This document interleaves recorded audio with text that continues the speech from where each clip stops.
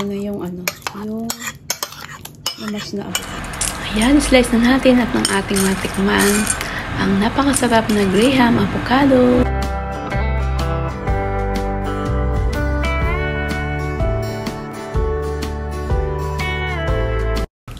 So, hello, magandang araw, magandang buhay sa ating lahat. So, ngayon naman po ay samahan nyo naman po ako. Tayo po ay gagawa ng dessert. So, gagawin ko pong dessert dahil ngayon ay season ng avocado at request ng aking anak dahil nakabili ako ng avocado. Sabi nung nagtitinda ay maganda daw yun at walang ugat sa loob. So, ayun, gagawin ko pong itong Graham with avocado o Graham avocado flavor. Ayan. So, sama-sama po tayo. Wala pong iwanan hanggang sa dulo. Dahil nga ngayon ay season ng avocado, marami tayong makikita na nagtitinda. Eto, nakabili ako ng 3 piraso. Bali, nung mabili ko to, matigas pa.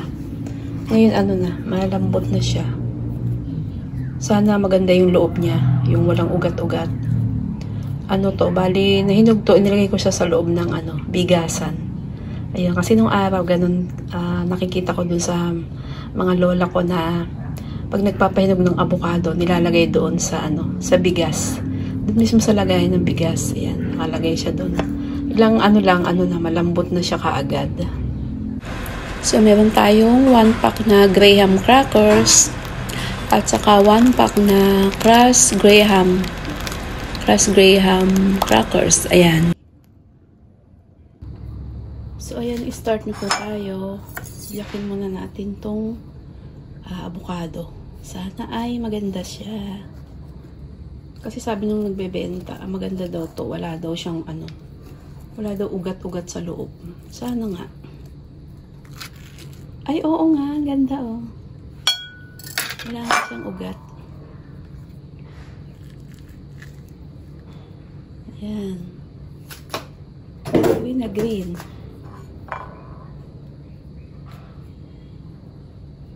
Tama lang pala yung pagkuha ko dun sa bigasan. Tapos, slice na natin. Ito na lang kasi nakakatakot yung kutsilyo. Baka bumaon.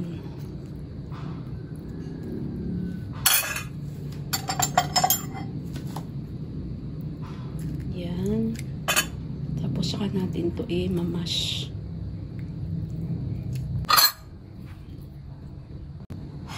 Ayan, i-mamash na natin ito. Ito lang gamit ko. Fork lang.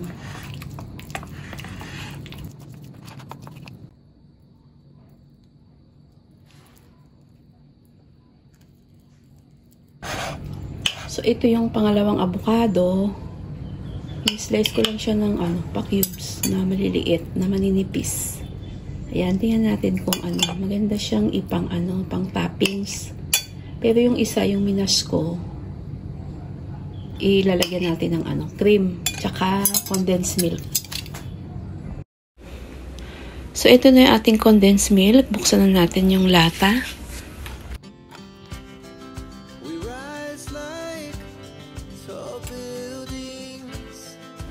At ito na yung ating all-purpose cream. Nirep ko ito.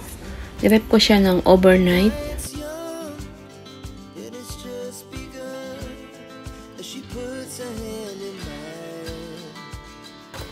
So, ayan, gagamit ako dito ng yung electric hand mixer.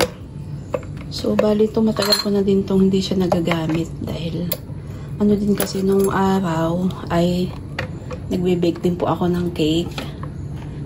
Dahil ako nga po pala ay nag-test the school din noon sa cooking, baking, tsaka sa food beverage services NC2. Dahil ako po ay mahilig din naman sa cooking. Ayan, ilalagay ko na yung ating condensed milk. Ayan, i-mix ulit natin ng mabilis.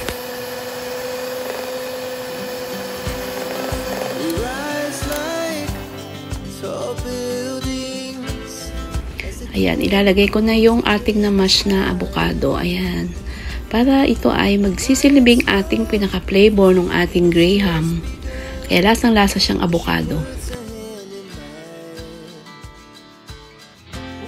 Dito naman po sa pagmimix nito ay pwede rin tayong gumamit ng wire whisk.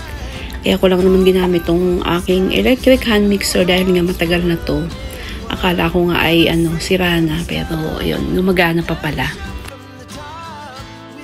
So ayan, ito na lahat yung ating na mix. Nandiyan na sila lahat, yung ating mga ingredients.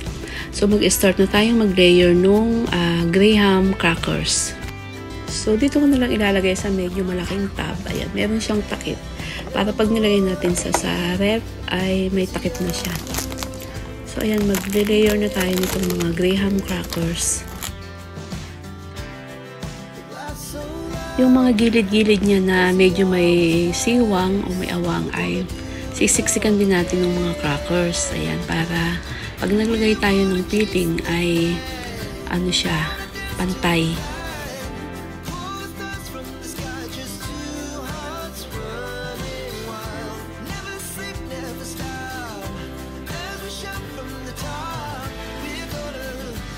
Ayan, na yung ating mga crackers. Lalagyan na natin ng Graham filling. Ayan.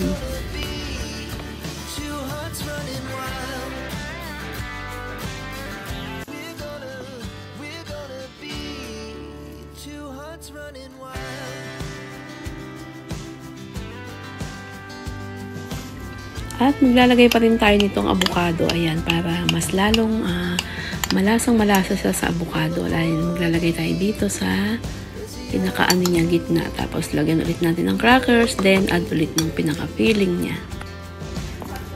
Ito po ay pwede na rin wala. Kung pwede naman yung cream lang natin na kasi may avocado na rin naman yun. Since marami naman yung avocado, kaya dadagdagan ko na lang siya.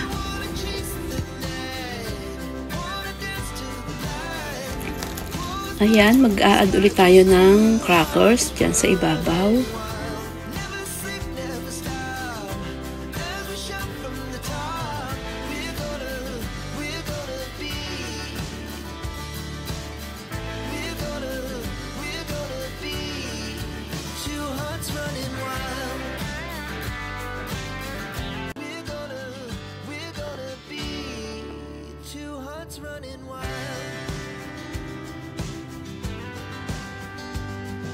Dahil may konti pang natira na cream, ayan, mag-add pa tayo ng isang tab na maliit.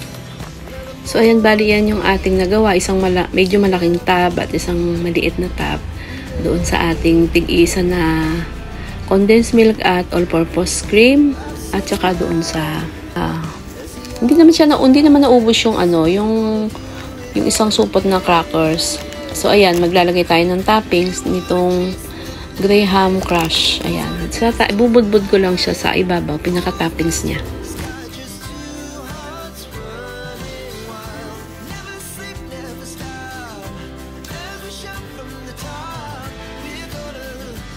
Ayan, natapos na, naibudbud ko na sa ibabaw, may toppings na. Mukhang nasobrahan naman. At ito, lalagyan ko pa siya ulit ng sobra. May natira pa kasing avocado na hiniwa-hiwa ko kanina. Ayan, ilalagay ko lang dito sa ibabaw. Parang lang, pampa-arte lang yan. Design lang ba? Ayan.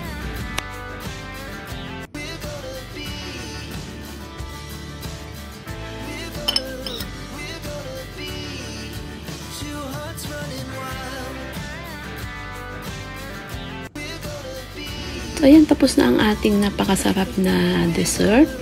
Ang ating Graham with avocado flavor. Dito sa maliit na tab ay try kong lagyan siya ng design. Lalagyan ko siya ng mamay. Try lang. Nagawa ako dito sa naglagay ako dito sa plastic ng yung Graham Crush.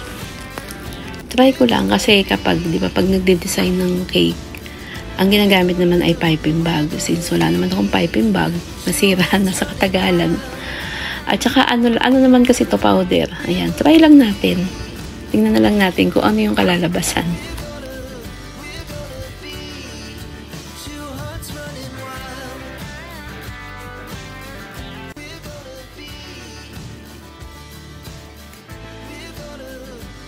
Ayan, kumalat siya. Ayusin na lang natin. Ayan, yung letter M ay kumalat. Ayan, ayusin na lang natin. Ayan, para magmukhang letter M. Mukhang hindi kasya dito yung mama. Kasi maliit lang tong tab na to.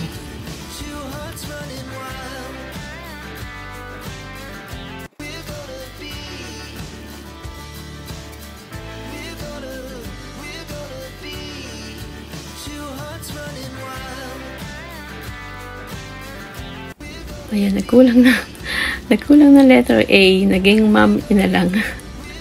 Ayan, naging ma'am ina lang. So, mag-slice na po tayo nitong una natin ginawa dun sa malaking tab. Ayan, at atin na pong titikman. Na-rep ko na po ito ng overnight.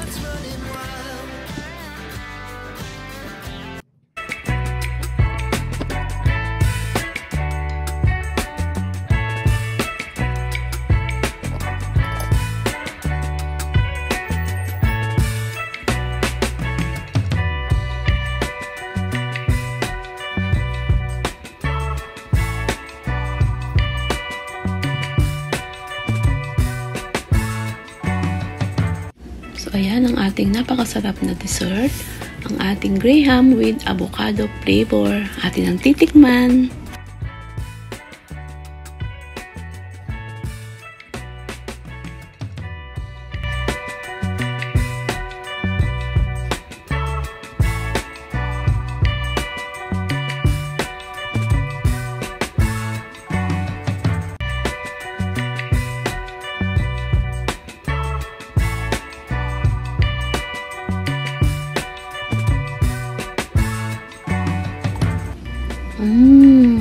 Sarap. Ang tamis. Ang sarap po ng avocado. Lasang-lasang avocado siya. Ang sarap. Ang sarap ng avocado talaga. So, ayan, dito ko na po i-end ang aking video. Maraming salamat po sa lahat po ng napadaan na pasilip sa ating munting channel. Maraming salamat po sa inyong pagmamahal at suporta.